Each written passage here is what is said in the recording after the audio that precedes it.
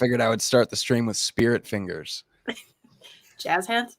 Jazz hands. Can you do spirit jazz hands? I don't know. I feel like my hands are having seizures now. Hello and welcome everyone to CASAA Live. It is World Vape Day. World Vape Day. Woo! Yeah. Yeah, I just have a pod right now. That's all I've got. I have a whole mess of world dirty vapes over here right now. I just have a bin of atomizers that desperately needs to be cleaned, and I haven't gotten around to it. So I'm pod life right now. Hashtag pod life over here. But welcome everybody. There's a whole mess of people in here already. Welcome. Wigwam, Steven, Mallory, good to see you. Ern is here. Janine is here. Welcome, Janine. Green-eyed lady. Michael is here. We've got Ramp. Welcome, everybody. Welcome. And to any of you watching the replay of this, welcome to you as well. And happy World Vape Day to you. We have a whole mess of stuff to talk about. Tim, I see you. He just said Logan. Tim. We have a whole mess of stuff to talk about. We want to this is kind of like a clearing misperceptions and a little bit of history, a little bit of myth busting, a little bit of the whole mess, the whole deal we're going to go through today. But to start out, and I know the three of us have shared these stories countless times, not only on this program, but I'm sure just over the years on different things. I know, like I interviewed both of these incredible human beings years ago before I ever even joined CASAA, and I got to hear their stories. But we're going to share our quit journey and our reasons for joining CASAA here. And while we're sharing, I would love to see in chat, like brief. We don't need whole books. Love your books. If you want to put out a whole book, do it on the testimonies page on CASAA.org. But share your story and chat along with us while we're sharing ours, because we'll pop it up. Yeah, we'll put it right up on screen, because remember, our stories, those testimonies, our voices that's the backbone of CASAA. It's the most powerful thing we have. So super chats. Don't forget the super chats. Oh, and we have super chats, you guys. Super chats. They're awesome too. We will we gladly accept super chats. So who's going first? All right, I'll start. All right. I know you guys wanted me to. Okay, well, yeah, I've said this so many times, but back in 2009, they were passing the indoor smoking ban in Wisconsin here, and my husband and I went to a state fair, and there was a booth there, and they were selling these little Ciga-like things for those youngins in the audience. Not youngins, but you know, if you're under 30. To me, that's a youngin. The longest time, Logan was a youngin, so wee lad. Wee lad. But they were just like a little thin battery that looked like the cigarette part, and then the cart looked like the filter tip, and you would screw that on, and it looked like a cigarette. It had a little red LED light on the end. Coolest thing we'd ever seen. We're like, what the heck? And we saw somebody using it at the booth, and so we went, asked about it, and the thing that sold us on it was that you could use them where smoking wasn't allowed. We were not thinking about quitting smoking. Actually, by that point, I had pretty much resigned myself to dying as someone who smokes.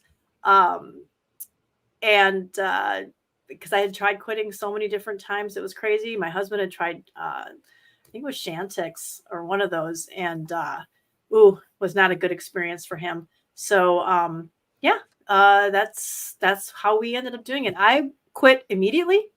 Well, no, it took me about a week because I did not like the tobacco flavors. I'm not a menthol person, and so I went, and actually this kind of segues right into the rest of it, is I went looking online to find, I'm like, if this is just an artificial tobacco flavor, they've got to have other artificial flavors, right? And so I ended up on e-cigarette forum looking for different ideas, got involved in that whole community. And that's when I started finding out that, you know, anybody who started back then had this idea that, oh, I've quit smoking, and this should make people happy. This should make the doctors happy. This should make public health happy.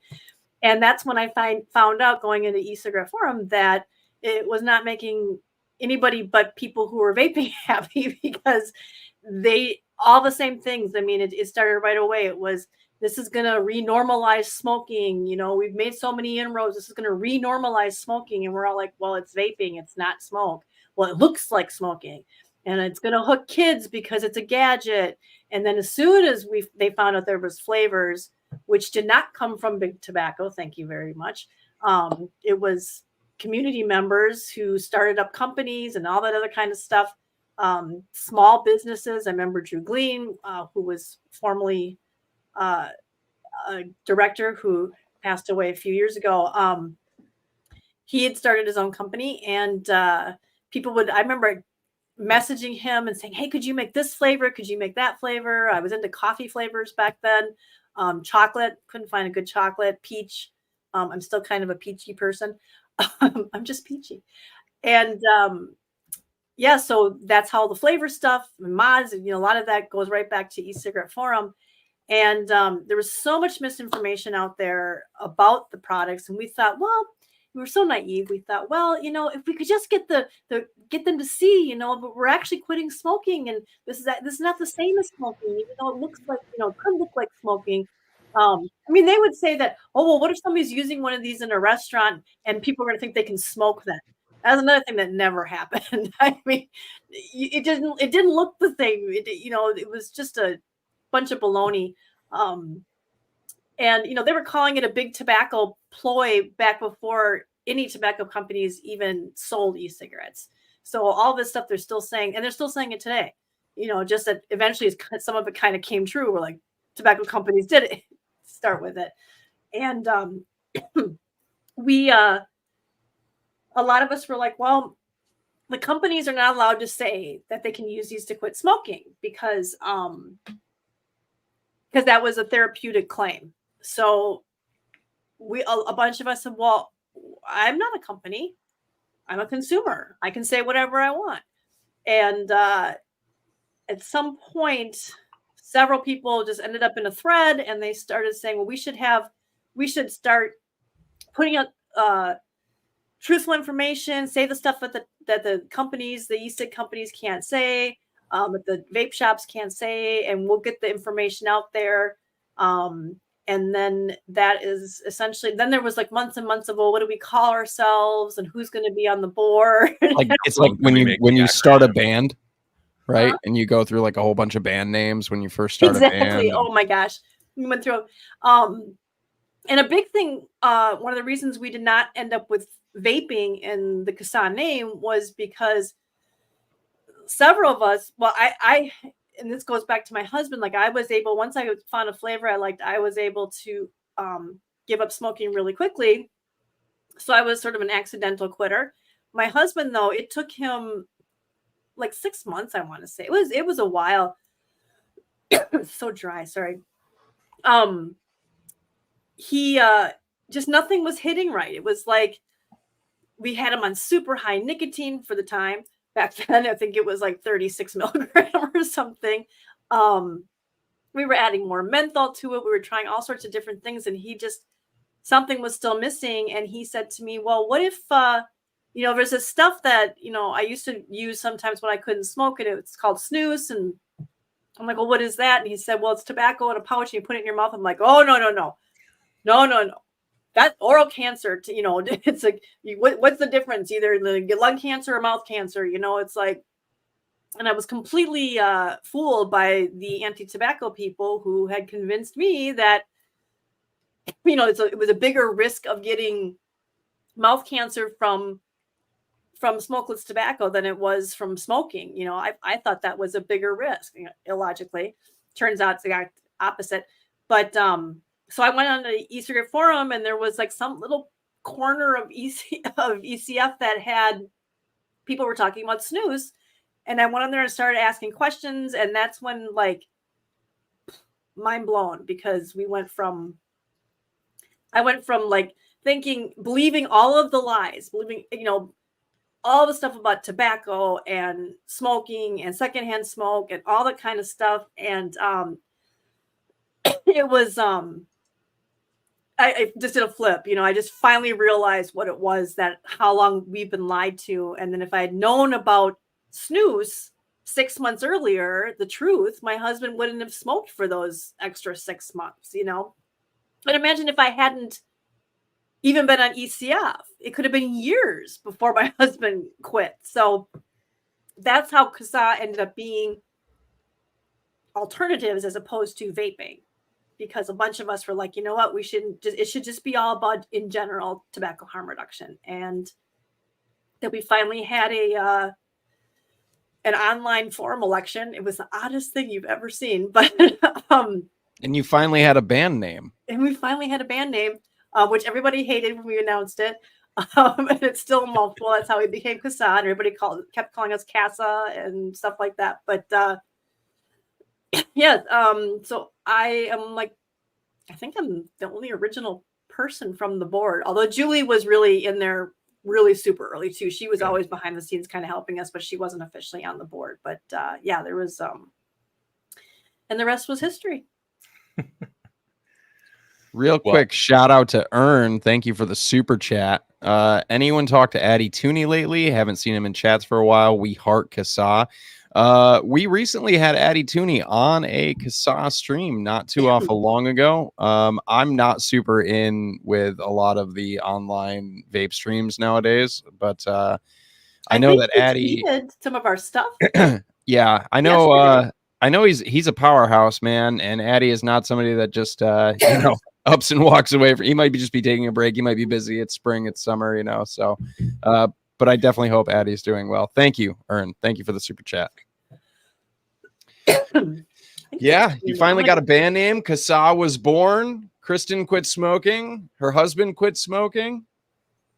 So I think if we're gonna we should do this chronologically. Maybe that would make me next.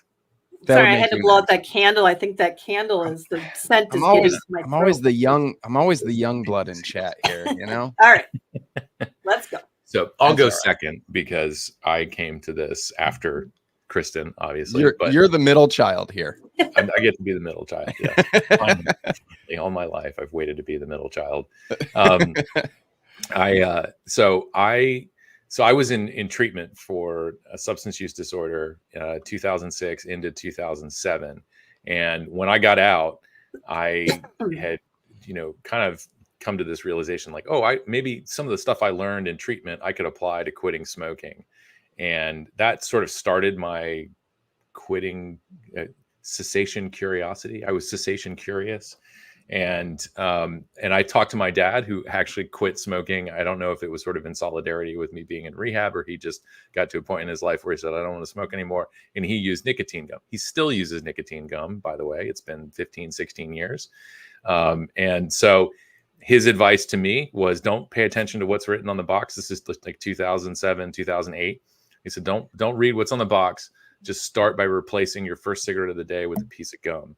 And so I started down that path, and I was at it for a couple of months. I got a job with a van rental company. And my first real test was driving from Lancaster, PA to Atlanta. And that's like a 13-hour drive. And I did it in this rental vehicle that I'm delivering to a client. So I don't want it to smell like cigarettes. So I used nicotine gum the whole way. And I thought, wow, I made it 13 hours without smoking a cigarette. I checked into a hotel to Atlanta, made sure I got a chain for cigarettes when I checked in. But I was still that's a really big accomplishment for me. I went on a 13-hour drive, more hours in the day, without smoking a cigarette. And so, from there, I had a relationship went bad, and I went back to smoking almost 2 packs a day. I then kept on with the van rental company, kept finding myself in situations I couldn't smoke. So kept using the nicotine gum in places where I couldn't smoke. If you do that with any other product that's not an NRT, you're considered a dual user, which is ridiculous. One person's dual use is another person's multiple strategies. So And this, so, in 2008, and, running vans back and forth from Lancaster to New York City, there was always this truck stop along I-78 that I would stop. And that was the first time I saw an e-cigarette. I saw mostly truck drivers were using them. And I had heard on the news that trucking companies were starting to prohibit drivers from smoking in the cabs. And part of it was health reasons, but most of it was really to preserve the value of the truck. So I looked at these things and I thought, this is just a scam. Like, they're just trying to take money away from truck drivers. It doesn't do anything. It's, how can this plastic and metal thing be any better than a cigarette? And it took 5 more years. This is, similar to your story, Kristin. It took me 5 years to get through all those preconceptions about, or misperceptions about, what this product was. At the same time, though, I had, Camel Snooze came on the market, I think 2008. And so in my early search for something smoke-free, that's what I found. And so I researched, I think it was the first time I read anything by Carl Phillips, and saw that, he had done the work on this epidemiology showing from Sweden that this is not as, this isn't going to cause cancer like everybody thinks. And so I did give snus a try back in 2008. But still, I had to have a piece of gum too. I still chew a lot of gum, and, whatever. So in 2013, I decided I was still using the gum, and I was noticing I was going full weekends without smoking. And I went back to work on a Monday thinking I'm just going to let the momentum carry me into smoke freeness. And about 2:00 in the afternoon, I started feeling like kind of, I guess it would be distracted, unable to focus. I felt kind of high. And I thought, I'm moving full-size passenger vans around. I can't be in this state. So I immediately drove up the street to a gas station, bought 2 packs of Cools, and rebalanced everything. And I thought, well, this is the end. Like, I'm always going to smoke. This is the rest of my life. And about 2 weeks later, walked into a shop where an upfitter that we would use, he put the, Xboxes and TVs and stuff in the vans. And this guy smoked just as much as I did, if not more. Every time I walked in there, ashtrays were overflowing with cigarette butts. And we would just walk around for half an hour, shooting the breeze, smoking cigarettes, and indoors in New Jersey. And I walked in one day and he's puffing on this electronic cigarette thing. And I thought, that's what? And I said, what is that? I thought those things were a scam. He's like, oh no, I quit smoking.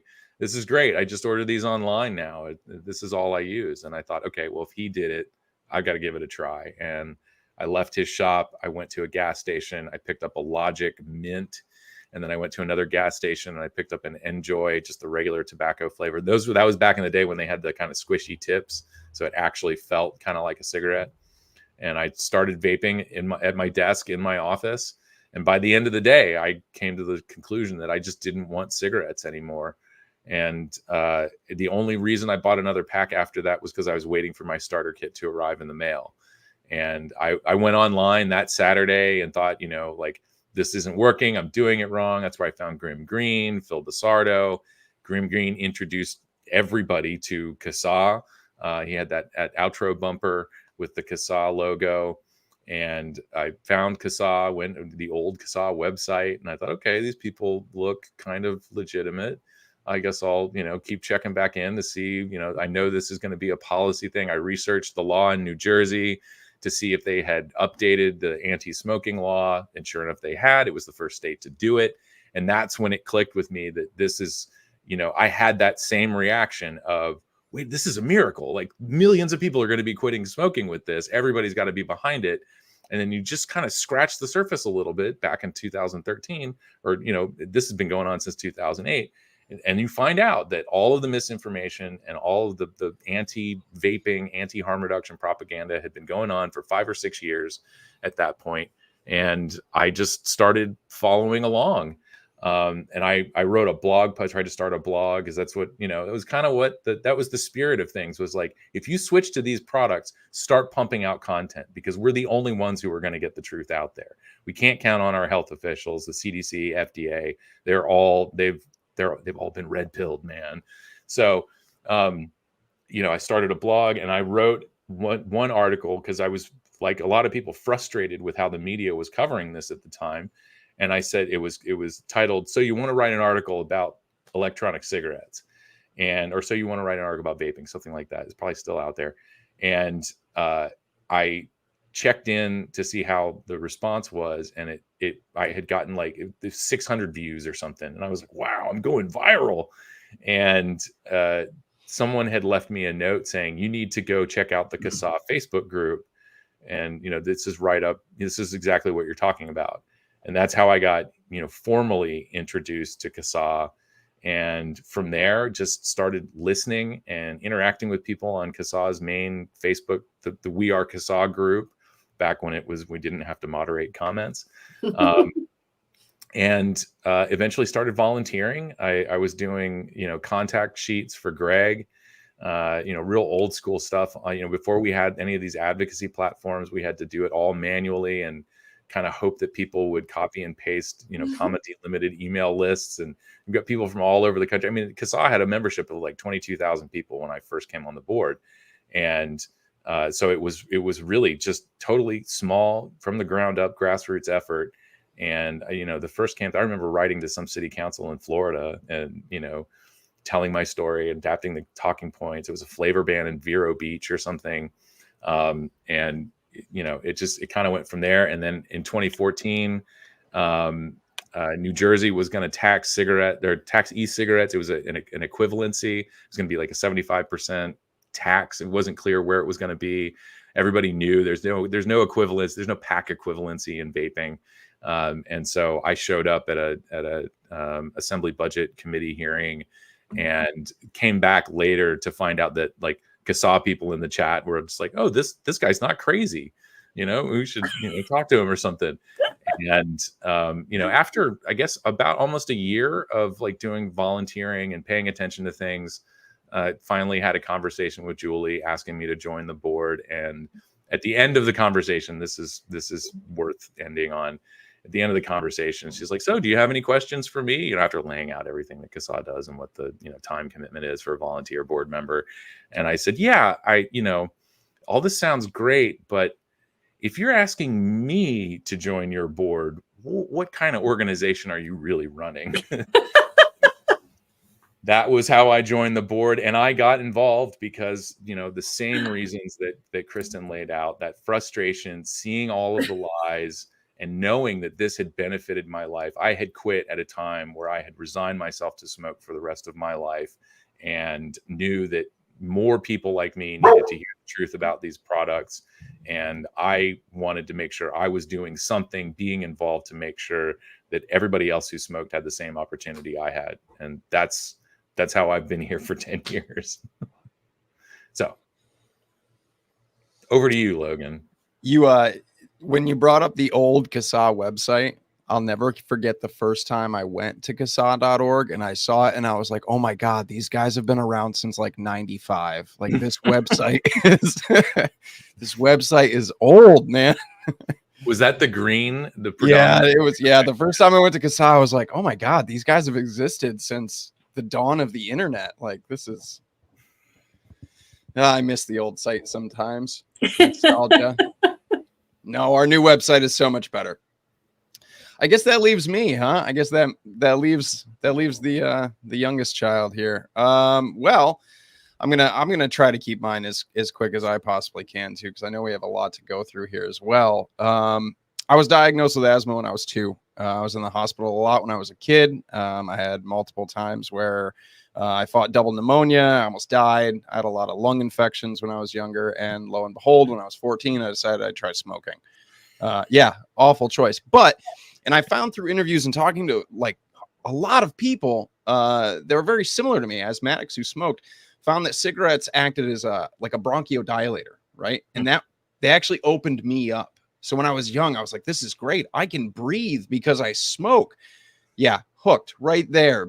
As an asthmatic, I was like, anything that makes me breathe. I mean, it's the same reason why I gravitate towards stimulants, is I could breathe. So that was the real catalyst for me smoking. And then I would say, because I smoked for a little over 12 years, but I would say the first 7 or so were great. And then after that, the last 5 years really went downhill for me. I started getting lung infections again really regularly. I was sick regularly. And I tried a few different ways to quit smoking. I tried patches, I tried gums, lozenges. Like I even bought nicotine toothpicks. I don't know if anybody here has ever used nicotine toothpicks, but none of that worked for me. I even bought an early e-cigarette. It was 2011, 2012, somewhere in that.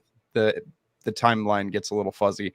I picked up an Enjoy King, like the Enjoys that came in the boxes that looked like a cigarette pack. Yeah. And I was like, maybe, why not? I'll give this thing a try. Hated it. I was like, this is the biggest gimmick in the world. This didn't do anything for me. And I swore off e-cigarettes. I was like, they're gimmicks. That's all they are. I'd see them at mall kiosks and stuff like that. It was like, oh, the fake smoking indoors. And I was one of those people. I was like, look at these losers. Just smoke a cigarette already, you know? And so, yeah, I remember being outside with my kids. They were really young. My oldest was doing like little league soccer at the time. We were outside practicing, kicking the ball around, running around, and like 15 minutes, maybe 20 minutes into me being outside playing with my kids, I'm winded. I couldn't breathe. I'm like, all right, you guys keep playing, keep practicing. I'll be right here. I'm going to go sit on the bench for a minute. I walked over to the bench.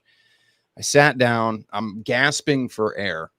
And the first thing I do is pull out a cigarette and light it up. And my heart broke. You know, it hit me like a train. I'm over here. I can't breathe already.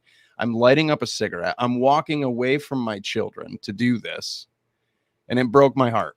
And so I yelled up to my wife and I said, hey, can you come outside and watch the kids? And she's like, yeah, what's going on? I said, that vape shop in town, I'm gonna go over there. And I had driven by it like a million times and I was like, vape shops, whatever, you know. And but I did. She came downstairs, she took over soccer duty, and I went to the vape shop and I spent probably an hour and a half in that vape shop talking just with his name was Kevin. I miss Kevin. He was a great dude, worked at RW Vapors here in Batavia. And so shout out to RW. They're no longer around. Shout out to Kevin. But you know, he just talked to me about all this, and he gave me a lot of confidence in the products and helped me pick out a flavor. I picked out strawberry lemonade. This is like back in the golden era of house liquids, you know, and picked out a kit. And that night, I smoked like 3 or 4 less cigarettes the rest of that night compared to like what I would normally smoke.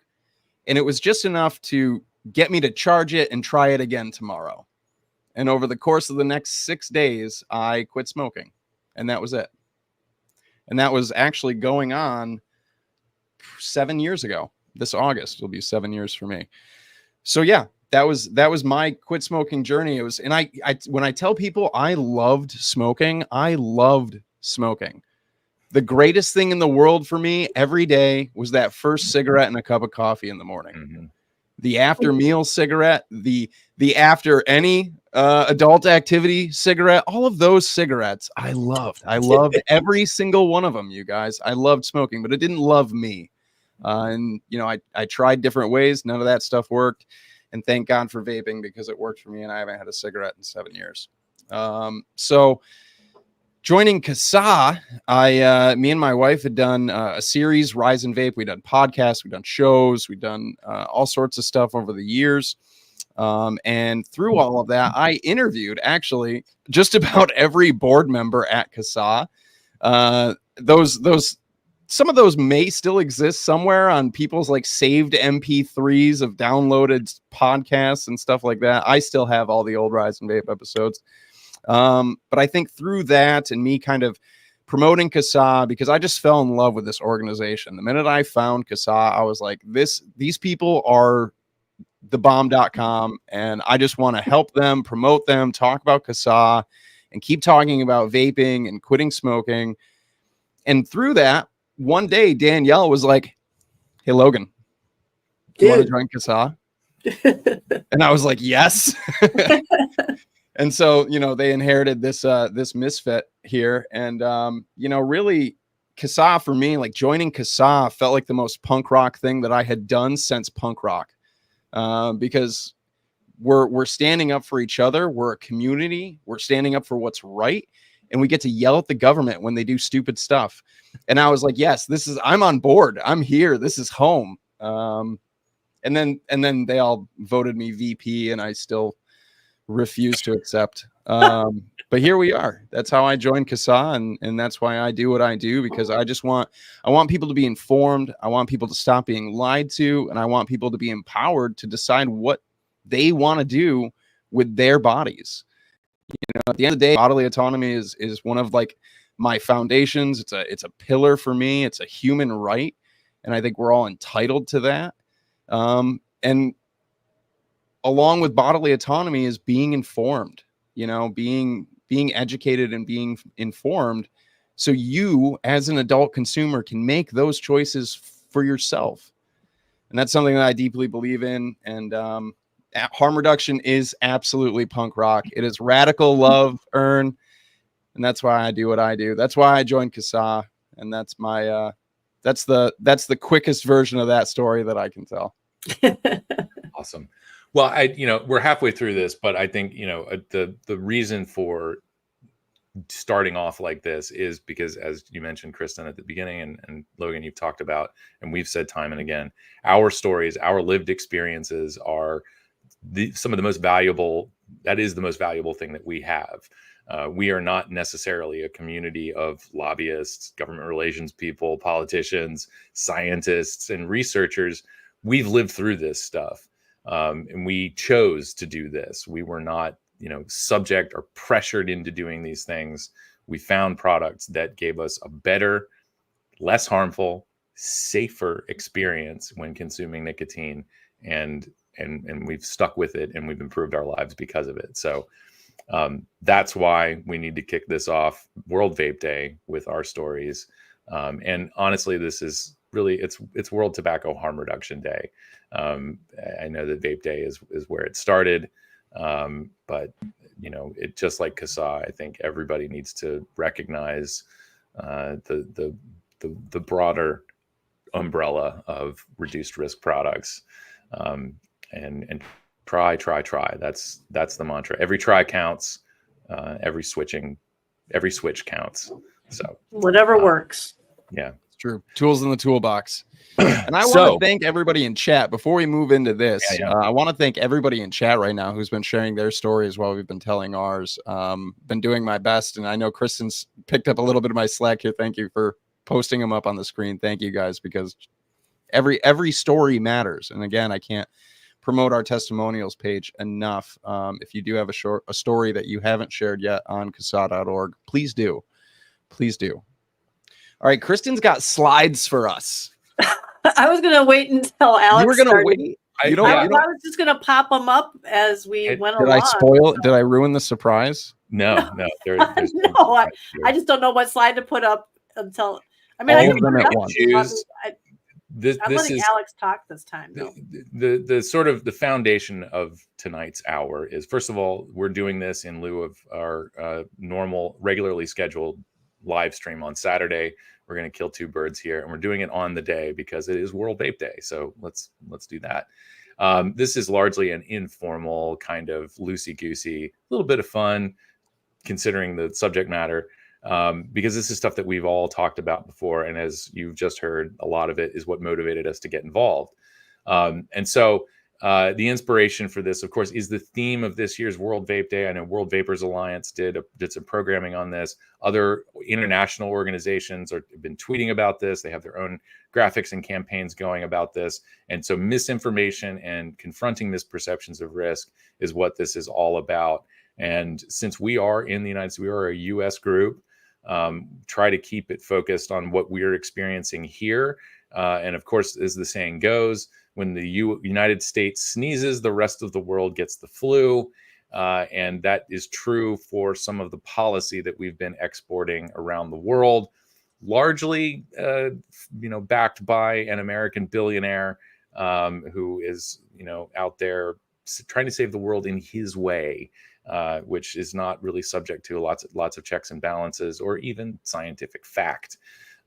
This is, of course, the man who went on CBS Morning News and claimed that vaping will lower your IQ by 10 to 15 points. which is a myth about cannabis just ported over to nicotine, thanks to people who don't think very critically about this issue.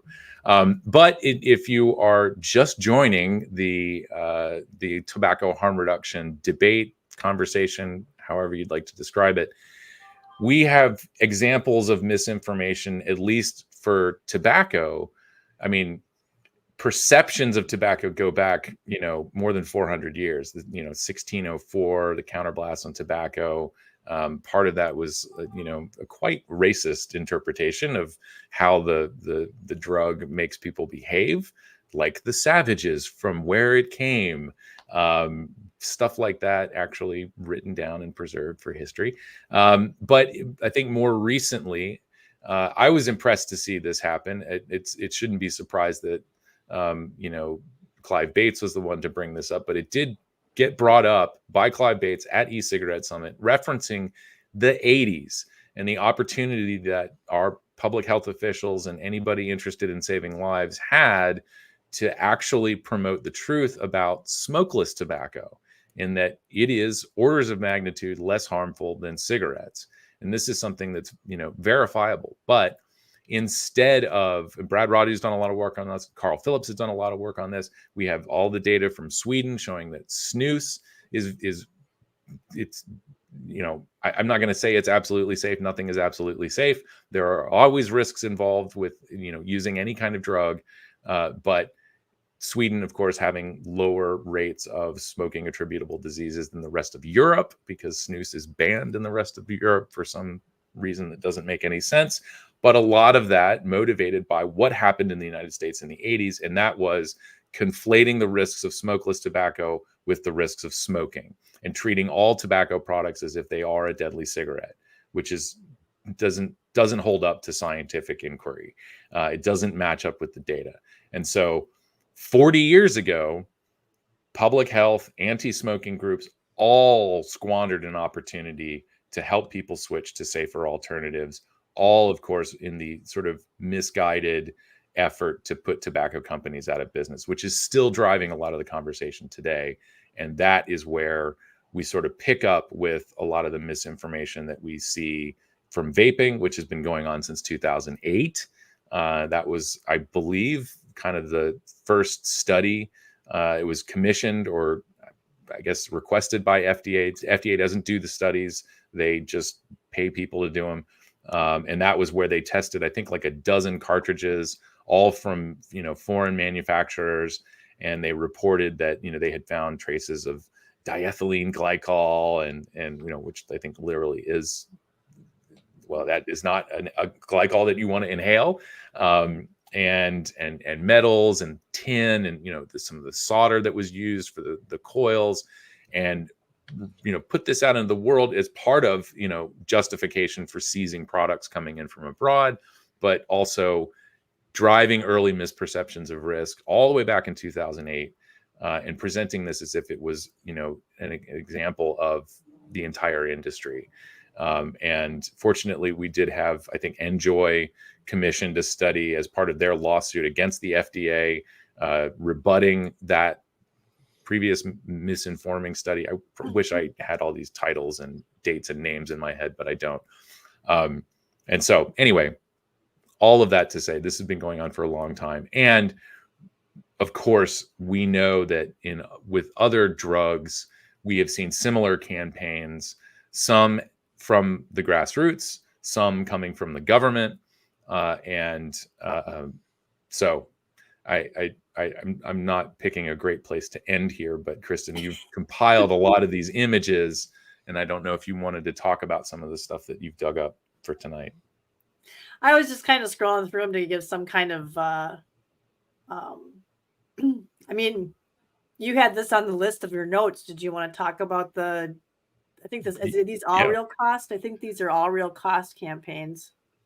What did you want to talk about those? The point that we're at today, and this isn't going away anytime soon. I know we've been talking about this for, a year. We've been talking about this forever, but now we actually have data to back up the consequences of misinformation.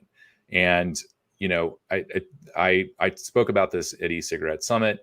We heard, and I was corrected afterwards about the state, this year, a woman drove to Columbia, South Carolina, and spoke in support of one of these vapor directory bills, a tobacco industry legislation. And she told the story of her son who, he got sick. He was nauseous, headaches, fatigue. They couldn't figure out what was wrong with him, an otherwise healthy young man.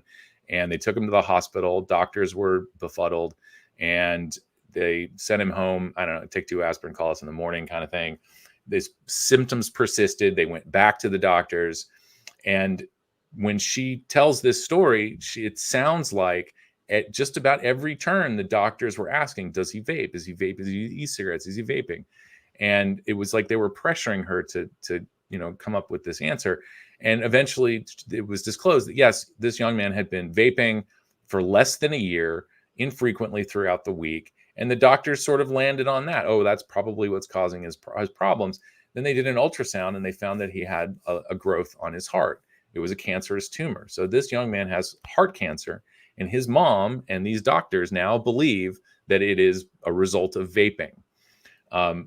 If it's true, it's the only case in the world, and it just doesn't match up with what we know about nicotine.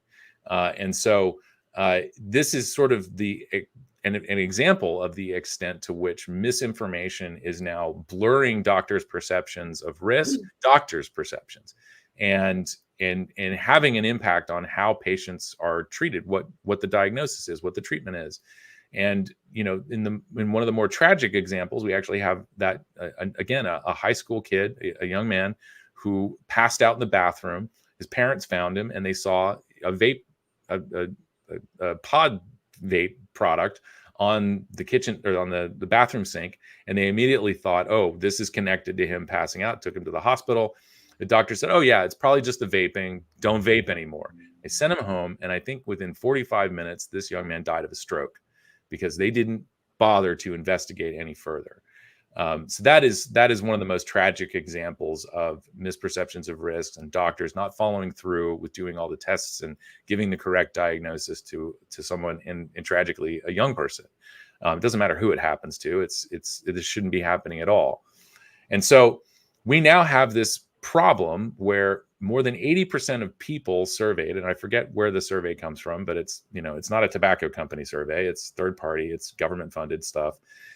More than 80% of people believe that nicotine or that e-cigarettes are as or more harmful than smoking.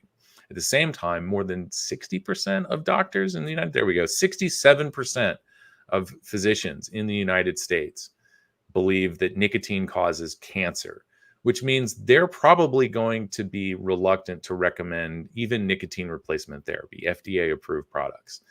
So we have this glaring misperception of risk dangerously among healthcare professionals, just as dangerous among consumers who could benefit from switching to these products.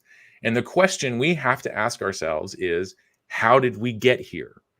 Well, we can go back to the real cost campaign slides, which are not solely responsible for this, but they are, I think, emblematic of all of the other campaigns that we've seen about smoking and now nicotine.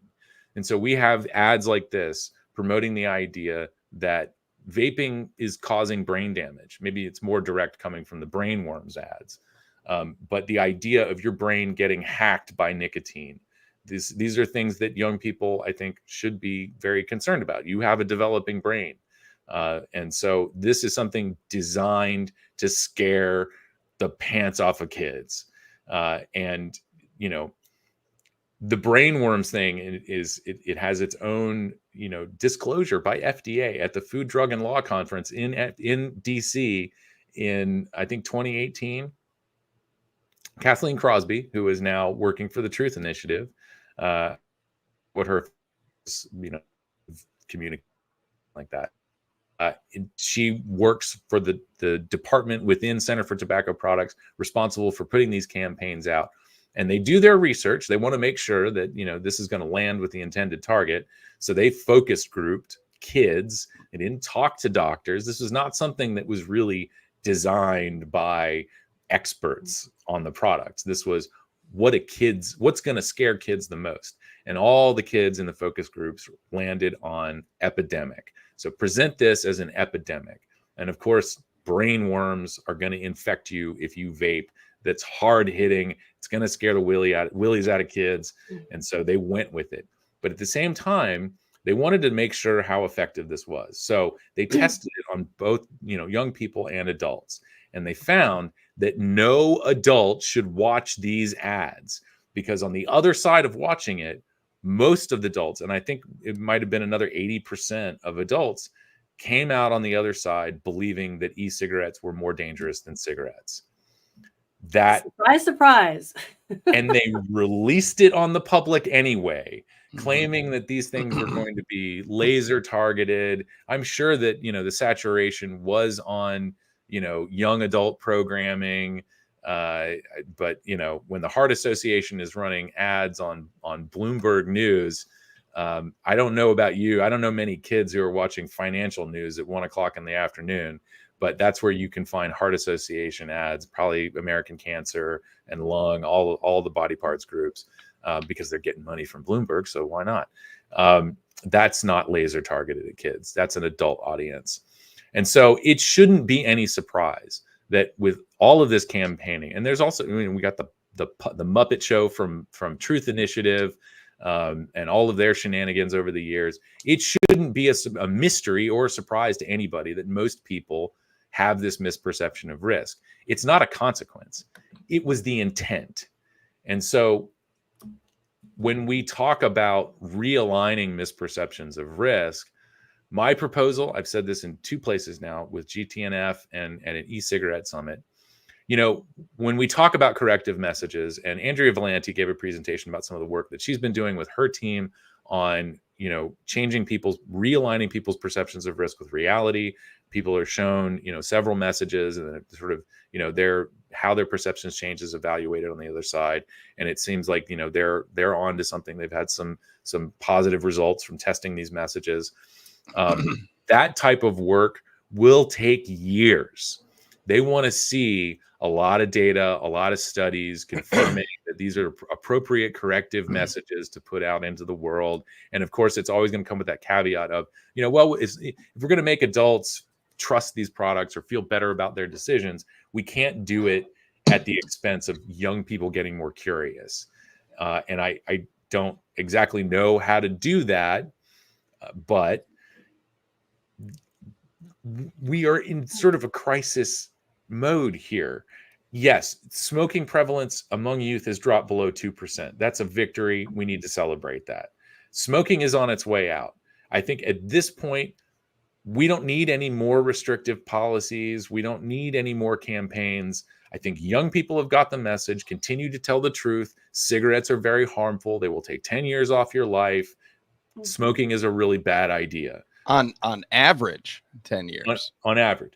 And that's not even remotely like a guarantee, only 10 years. Yeah. Right. Yeah. I mean, there are folks that die, from smoking related diseases much earlier than that. And I think one of the things that, and I don't mean this to direct this at you, but one of the things that always irks me when people talk about that consequence, losing 10 years on your life and dying from a smoking related disease, is we don't talk about the time leading up to that death. We don't talk about the years of pain and suffering that cancer patients go through, and what that does not only to that person, but their families, and everybody around. It's not just like an instant, boom, you died 10 years early. There could be an additional 10, 20 years of suffering that leads up to that as well. And we don't often talk about that. And I just wanted to highlight that too, because even when we hear, former surgeon generals, when they say, "Oh, I just learned that we, on average, you lose 10 years." Yeah, I'm calling out our former surgeon general here, that he didn't even know that. That we don't talk about that. We don't talk about that pain and suffering that leads up to that, which could be decades long as well. No, I mean that's a really important point, and I want to stop short of recommending some sort of type of shame campaign, but yeah, I mean a lot of people are considerate of what they're putting their family members through. That does resonate with a lot of people. And Oh, so, sure. Yeah. Yeah. No, I mean, that like, is an appropriate message to put out there. being a And caregiver and all of the additional stuff that comes along with that too is it's a lot. It's a lot for families to tackle together. You know, and everything else as well. But yeah, it's a big point that I think we just miss all too often when we talk about people dying from smoking related diseases, is we don't often talk about the weight of everything that leads up to that as well, you know. Yeah. Kristin. I was just going to say that makes me think about also all the people who show up at hearings and such, and because of this kind of misinformation that they're getting, and I want to bring up those slides from the CDC, and I'm going all over the place here. Logan and I just did a show a couple of weeks ago that we talked about the FDA's, improved website that was disclosing things about the continuum of risk and how it really didn't help much. Go back and watch that if you will. And I pulled up some stuff from the CDC. I'll bring that up in a second. But rolling on Logan's point is that the other thing we don't talk about a lot is all these people who are showing up hearings and they're saying, my father died from lung cancer, my grandparents died from lung cancer, my mother died from heart disease, and they smoked, and we need to stop all of this, so you need to ban vaping, you need to ban nicotine pouches, you need to ban, and they're so misinformed. I mean, these are the very people who should be supporting these products and supporting tobacco harm reduction. And this whole idea of that they laser focused towards, of course, if an adult sees something about there's brain worms and nicotine does something horrible to the brain, and we're constantly getting out these just preliminary studies that come out with things, tobacco may cause this and tobacco may cause that. And the headlines all say tobacco causes this. And then you buried in the article somewhere, it says, well, this is preliminary and more research is needed. That people just aren't going to understand what the truth is. And especially the stuff coming out about nicotine and such. I mean, I was talking before the show of how the Mayo Clinic just put something out, and I didn't have a chance to share it on the socials today, about how there's no lesser evil when it comes to tobacco use. I mean, that flies in the face of what the FDA says and what all the experts say. And here's a doctor from the Mayo Clinic, which people are going to believe. And so if you're constantly telling people that there's nothing that's safer, they're going to be like me, where I was in 2009 when I said, guess I'm just going to die a smoker. Sorry, Skip, but that's what I said. Back then it was smoker.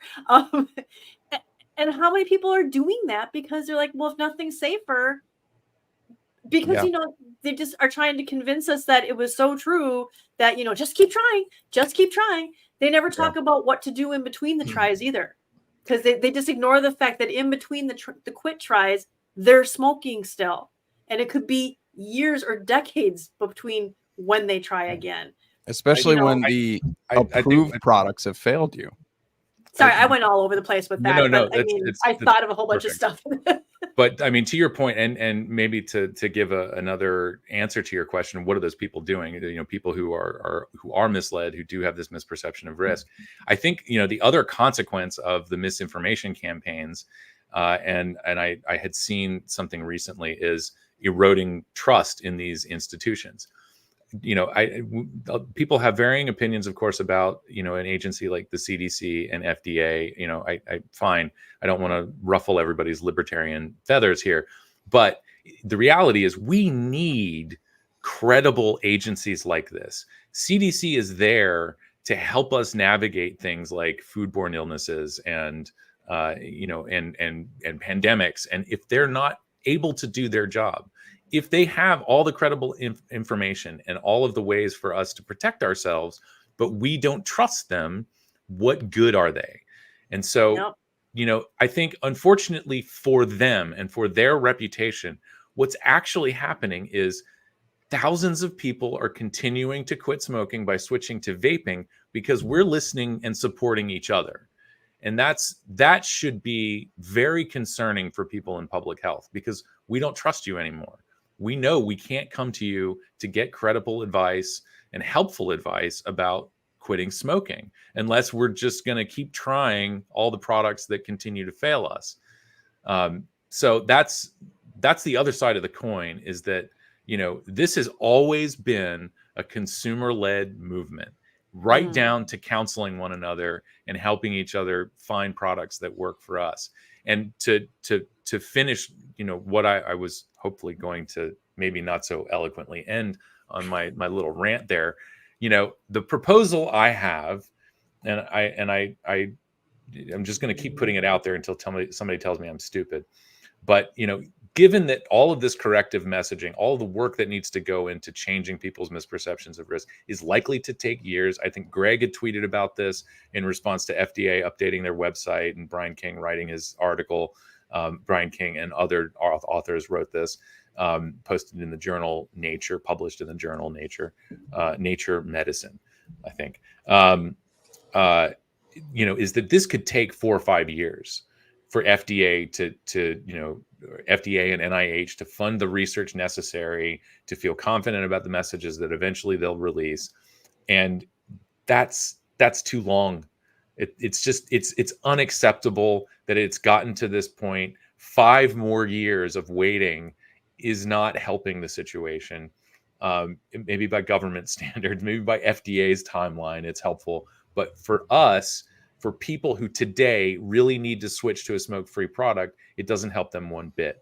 And so I think the most immediate, cost-effective, impactful thing that any agency or NGO can do right now is just stop. We don't need any more research to find out whether or not whether stopping is going to help. Just stop spreading all of the lies about these products. It doesn't matter if they're, that's a white lie. It's in service of scaring kids. Kids already get it. They've already stopped smoking. They've figured it out. They've been listening to the same message that came out in 1964. Cigarettes cause cancer. They will shorten your life. They will make your life difficult for the last 10 to 20 years. Just avoid it. It's an avoidable risk. And now we have safer products available.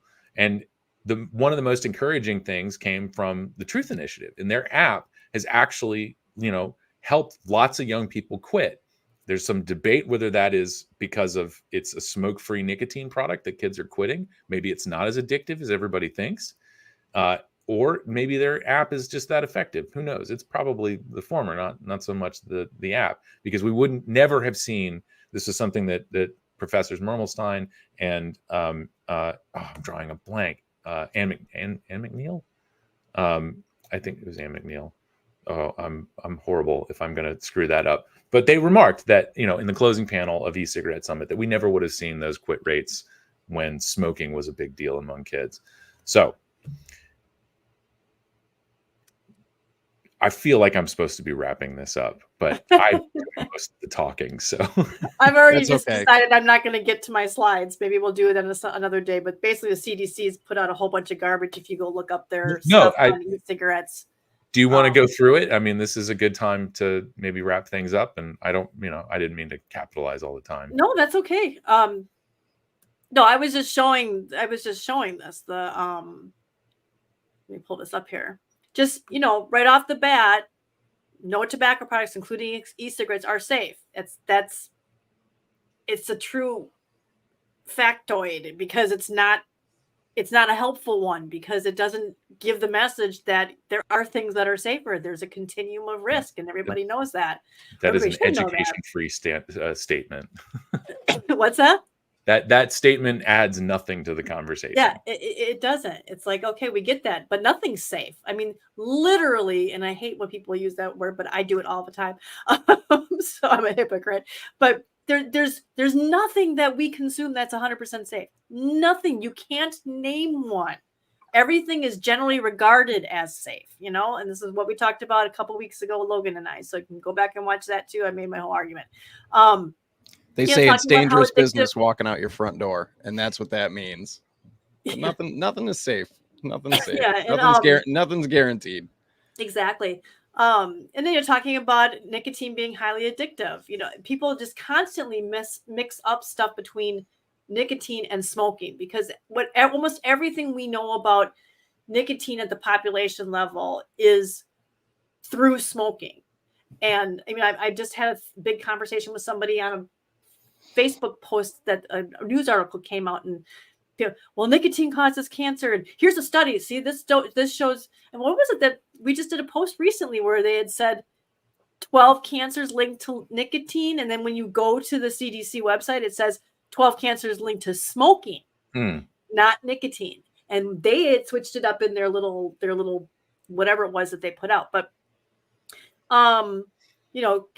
can contain harmful and potentially harmful substances, including cancer-causing chemicals and tiny particles. The tiny particles are completely different from the tiny particles in smoking and cigarette smoke. They won't tell you that. And the cancer-causing chemicals. At what levels? There's cancer-causing chemicals in a lot of things, but that doesn't mean it causes cancer. It's just stuff like that just makes me crazy. Wait, where is it? Scientists still have a lot to learn about the long and short-term health effects of using e-cigarettes. Yeah, they do, but we learned a lot from smoking that we can extrapolate into vaping, but as far as it being safer. Again, highly addictive. It's toxic. It's acute nicotine exposure can be toxic. Remember that, Alex and Logan, when they went off on the whole nicotine poisonings are on the rise, and that was all BS too. Can harm brain development. Again, in rats. There's nothing. If it did do that, we would have a whole bunch of baby boomers and older Gen Xers like me that have brain damage. I'd like to think I'm not brain damaged. So I don't know. That's a crazy. And then we've got all these studies coming out now about how it's helping people with brain damage.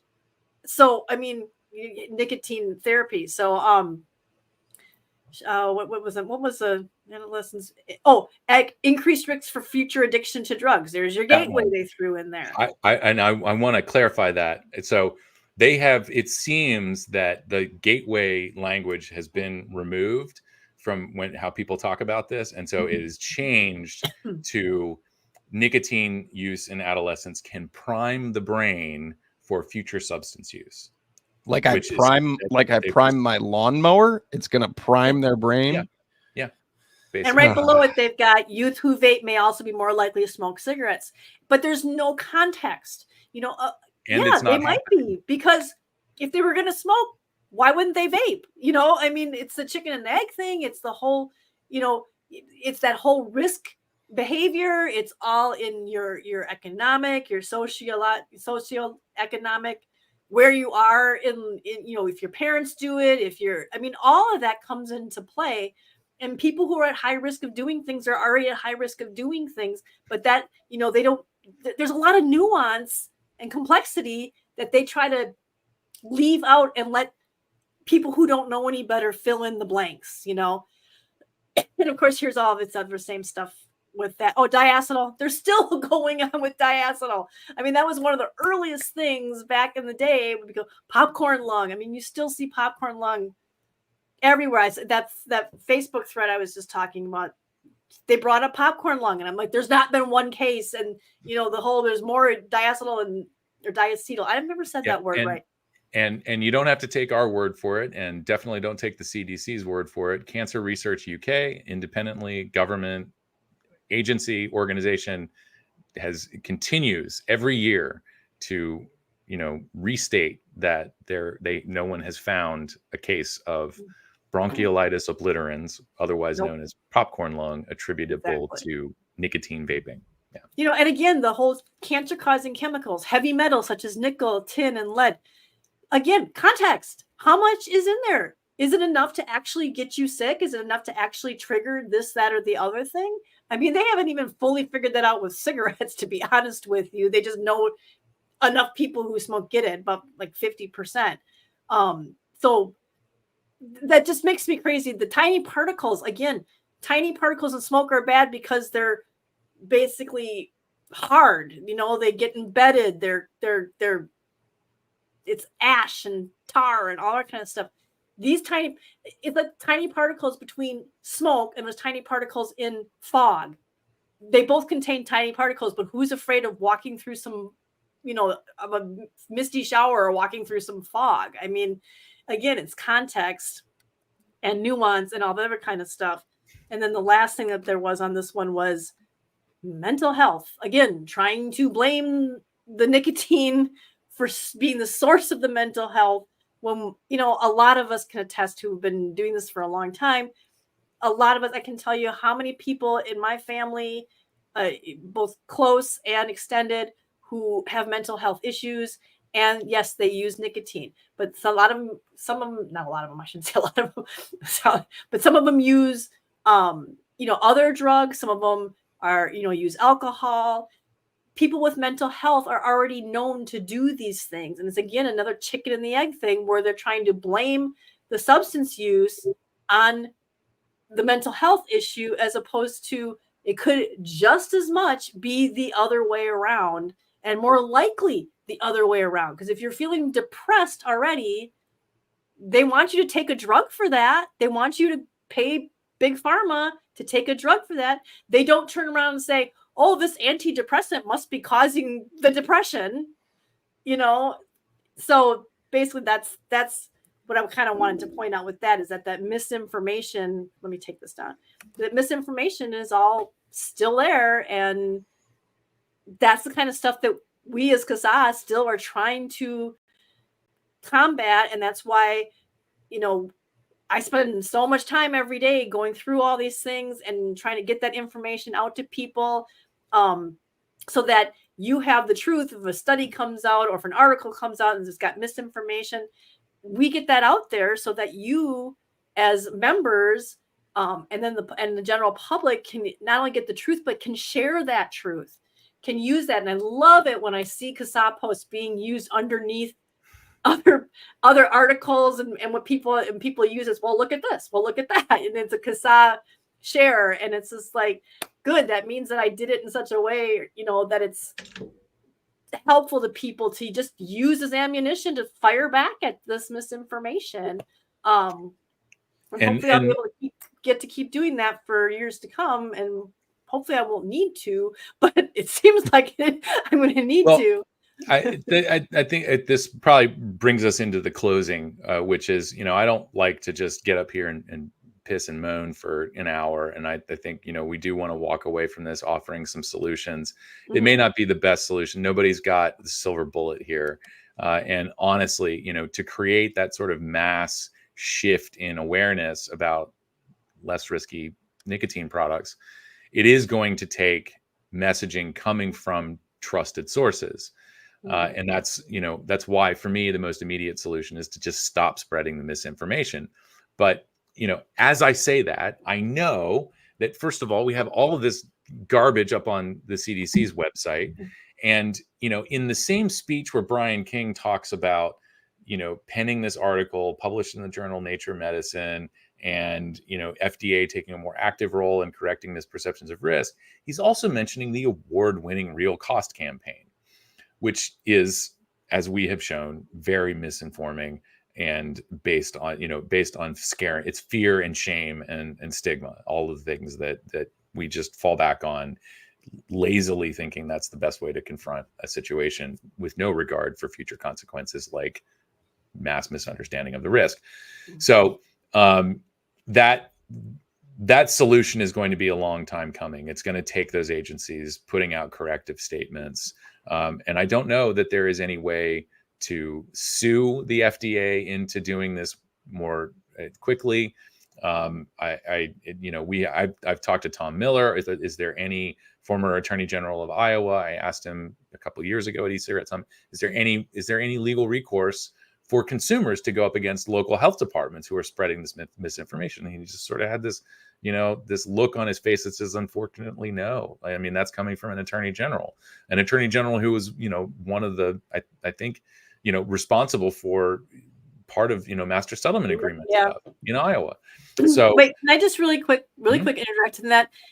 Those same, because that you thinking about that just made me think again of the people at the hearings and then the people who lost loved ones who sued, the tobacco industry for lying. It may get to the point someday that you're going to have people suing the government for lying, kind of like what I said about with my husband, that he could have quit 6 months sooner. But right now, there's people who would have quit a long time ago and switched who still haven't, who may die, There is some work being done. I don't know that I'm supposed to talk about it. I've seen a draft of an article waiting to be published, but it does have to do with, First Amendment type issues. And this is something that we had talked about internally many years ago with David Sweener, in just dealing with smokeless tobacco, in the fact that, tobacco companies are prohibited from making modified risk claims unless they go through this multi-million-dollar, multi-year application process, which we have some renewals coming up in June for IQOS and General Snus. Again, these market authorizations, whether it's for MRTP or PMTA, they are not chiseled in stone.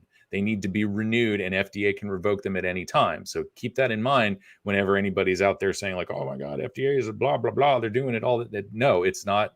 It's not a permanent authorization. There's post-market surveillance. Things have to be reevaluated, especially with MRTP. I think every 3 years.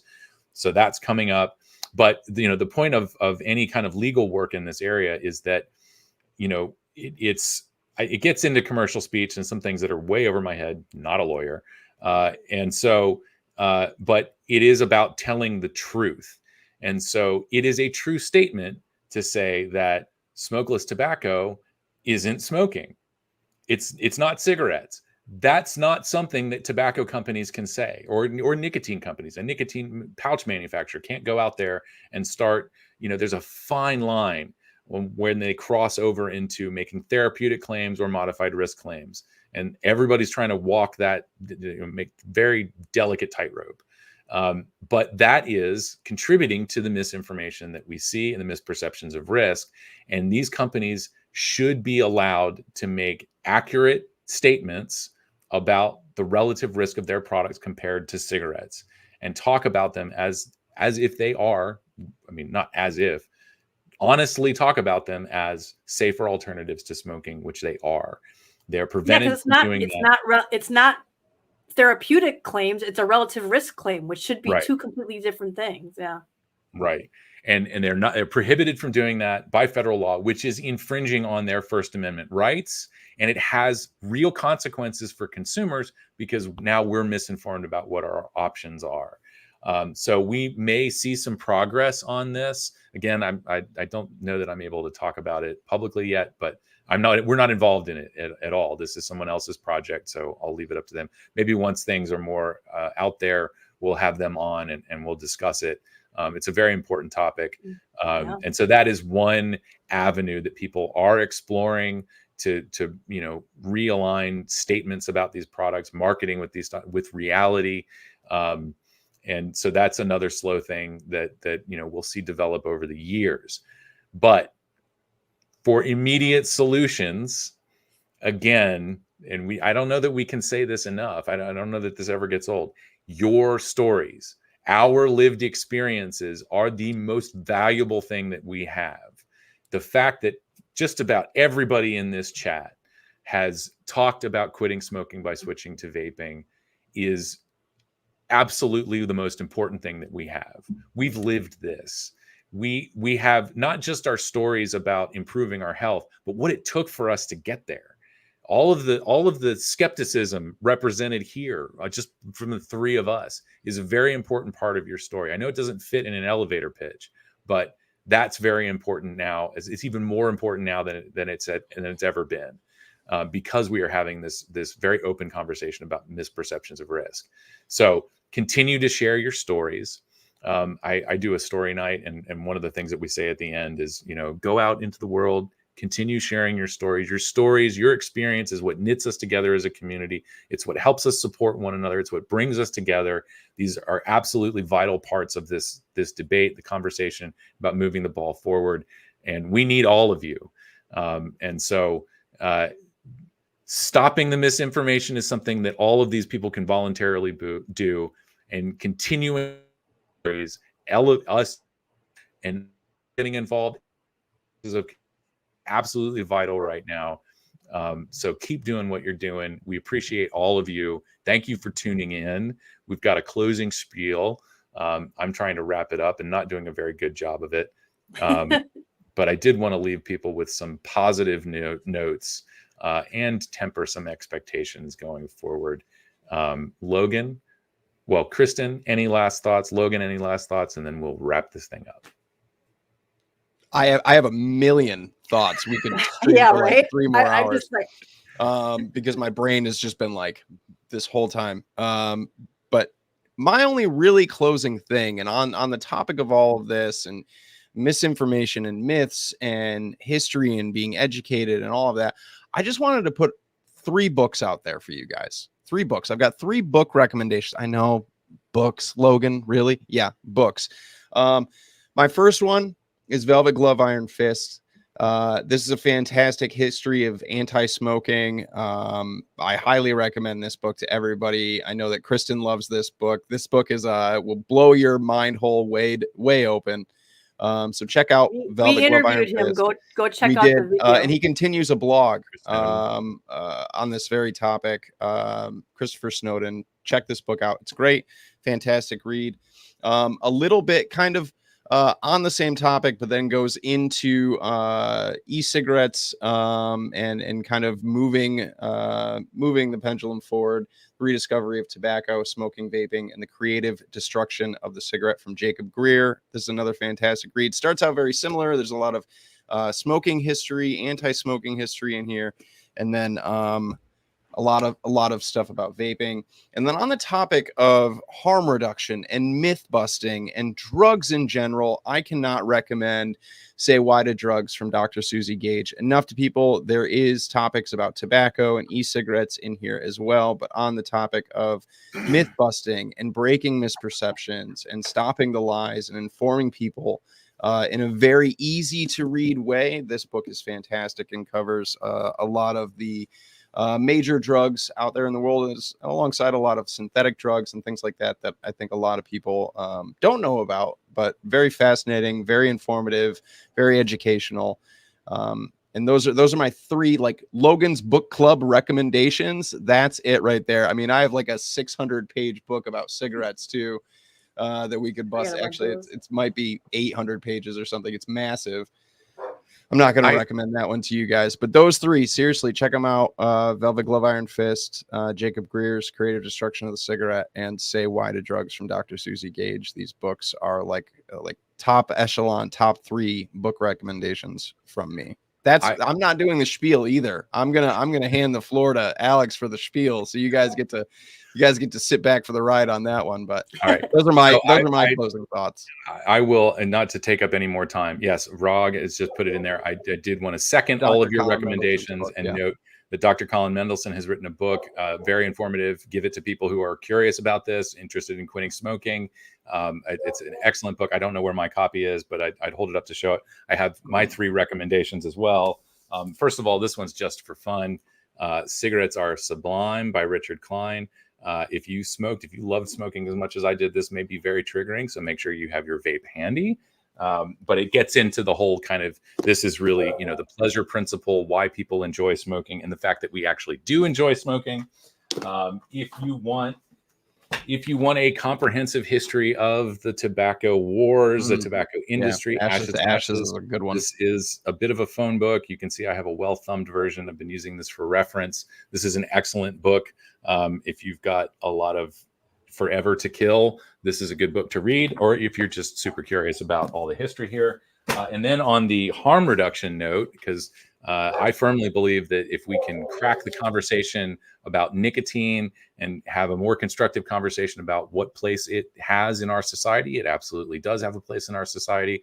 I think that eventually nicotine use will be like caffeine, which is sort of how we all use it anyway, but will come without all of the stigma and judgment.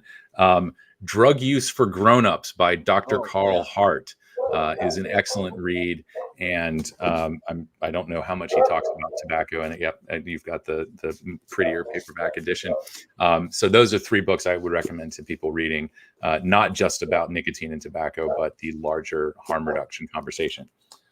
So, Kristin, the rest of these aren't a part of my recommendations, but if we're just talking about smoking books, this is a real page turner here. I don't know if you've read Cigarette Wars. I have Cigarette Wars is a good one. I like this. I'm not going to read the rest of the title. The Cigarette, also another good one. Real page turner. And then if you've got a lot of time on your hands, you can read The Cigarette Century, which is, I mean, this is like in one night, right? That's you could just breeze. This is a textbook, man. This is like a college textbook. It is. I'm not even gonna. It's almost 600 pages. Yeah. So they're not my book recommendations. The first 3 were, but yeah, just all right. I don't have my books all handy. They're downstairs, but the one that pops. Alex and I are both in our offices right now, so we just books in an arm. I'll have to put them on my bookshelf back there. No, I'll have to bring those up. But no, I think the one that you guys mentioned a bunch of them already, but I think one that popped up that did not get mentioned that popped up in my head was Dissecting Anti-Smokers' Brains by Michael McFadden. When you're new to advocacy, it's very eye-opening because you'll read it and go, oh yeah, they do that. Oh yeah, they do that. Oh, that's why they do that. It just explains the anti-tobacco, who are now not anti-smoking anymore. They're now anti-nicotine, and it all still applies. It all still applies. And that's why I think reading that book just opened up my eyes. But people would say, well, they're doing this because of this, or they're doing that because of that. And it's like, no, they did not learn this when vaping started. They just took everything they did with tobacco. Well, actually, first was smoking, then they moved it to tobacco, and then they moved it to e-cigarettes. Now it's all nicotine, anything that's got nicotine. But they just took what they did for smoking originally to try to get people to hate people who smoked, hate smoke, believe that one whiff was dangerous, believe that anything coming out of the tobacco industry had to be evil, had to be a lie, it couldn't be trusted, and then they just applied it all to vaping. And seeing that, it really opens your eyes. And it also talks about some of the facts about things like secondhand smoke that you may not realize was trumped up and things like that.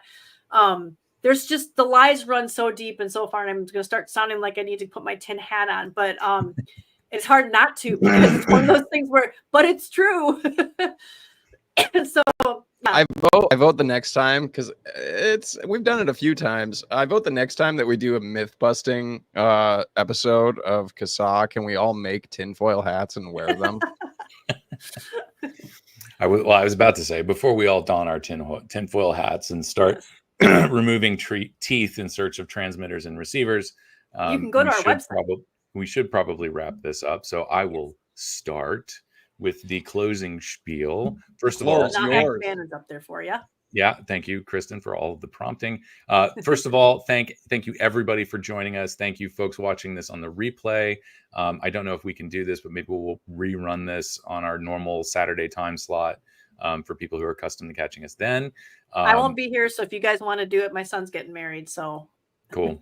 We'll figure it out, or maybe we'll just figure something out. We'll do this the normal rotation. Everybody will get a link to watch the replay. So if you are new to all of this, you just stumbled upon this live stream and you want more information, I know you're hungry for it, go to CASAA.org, CASAA.org. We've got a very information-dense website, all the resources you could possibly imagine to get a better understanding of this.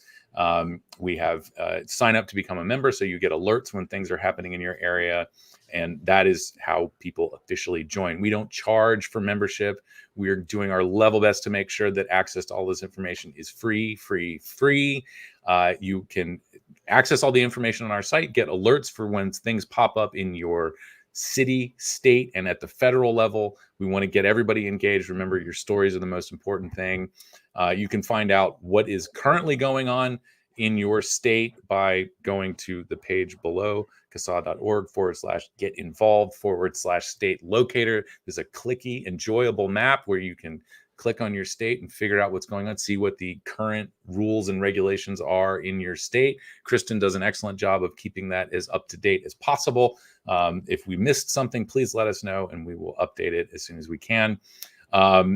Also, don't forget to join your state Facebook groups. We've got one for every state.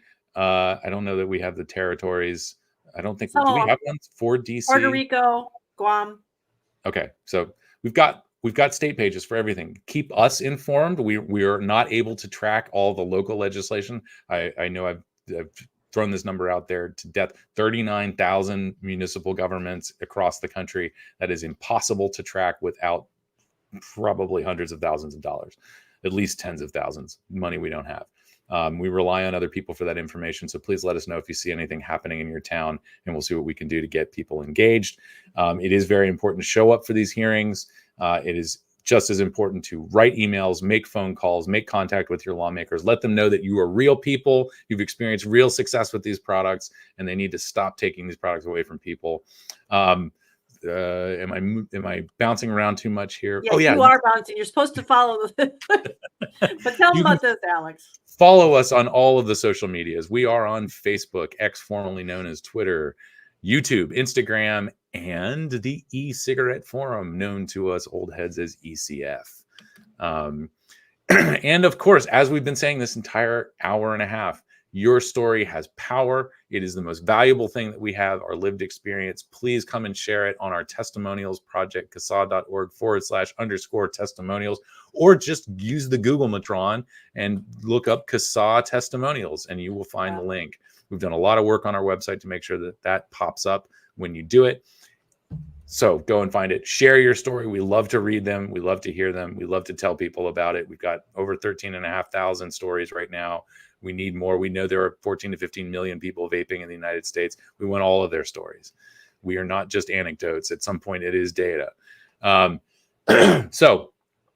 And last but not least, we rely on your donations to continue doing what we do now more than ever.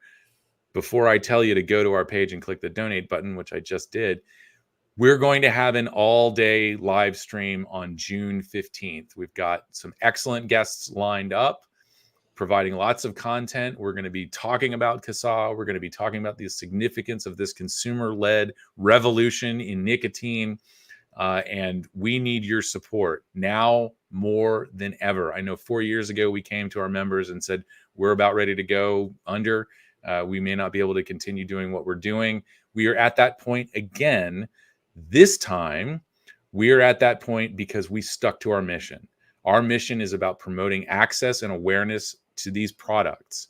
And as long as states are deferring to FDA's regulations, that's not happening. We are seeing independent vape shops shutting down, small to medium manufacturers shutting down because they can't meet the financial hurdles of getting through market authorization, which is not necessarily in the interest of public health. What FDA is doing, how they are doing these product authorizations is not appropriate for the protection of public health. We have not seen flavors other than tobacco authorized. FDA has arbitrarily chosen the top 5 companies by market share to authorize products first. That is not a public health decision. That is a convenience for the regulator decision. And so we are not being adequately served by this. And so, yes, CASAA will continue to stand up against and oppose any laws that are taking away people's access to these life-saving products. And that is one of the reasons why we are in a funding crunch. So we're going to come back on the 15th. We're going to do a 12-hour-long live stream, maybe taking some breaks for lunch and dinner. But we're going to be here. We're going to be raising money for CASAA. I'm going to sit here and eat my lunch live on stream with all of you. I just want you to know that. And I'm not probably need to go somewhere. I'm not bringing napkins. It's going to be no, I'm just kidding. So tune in on June 15th to watch Logan get food all over his shirt. Yes. I refer to them as leftovers. I promise you this will not be 12 hours of us debasing ourselves for money. No. We are going to be providing valuable content, talking to some very special guests, and hopefully inspiring people to continue supporting our efforts, your efforts, so that we can keep informing people, keep getting people engaged, and keep fighting against horrible policies that are taking away people's access. And as we now know, misinforming most people about what their options are. So did I get through all of the things? I think I didn't so. talk I think about the that was all store. of the things. I didn't talk Yeah. about the store. The So what?